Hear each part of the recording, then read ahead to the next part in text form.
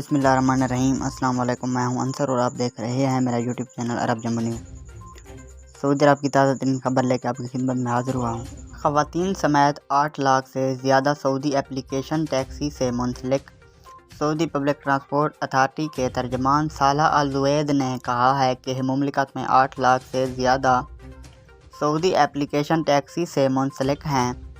इनमें ख़वातीन शामिल हैं। अल अखबारिया चैनल से गुफ्तगू करते हुए सालाह अल-ज़ुवैद ने कहा है कि 2021 के दौरान एप्लीकेशन टैक्सी ड्राइवरों ने 65 मिलियन से ज़्यादा सफरी ऑपरेशन किए।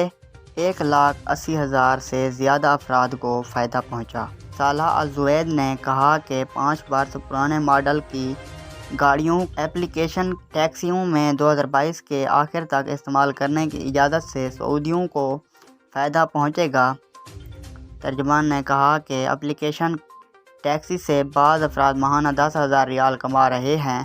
10,000 से ज़्यादा ख़वातीन एप्लीकेशन टैक्सियों को गाइड भी कर रही हैं। अगर आज की वीडियो अच्छी लगी हो तो मेरी वीडियो को लाइक कर दें और चैनल पर नए हैं तो प्लीज़ चैनल को सब्सक्राइब करना ना भूलें। बहुत शुक्रिया।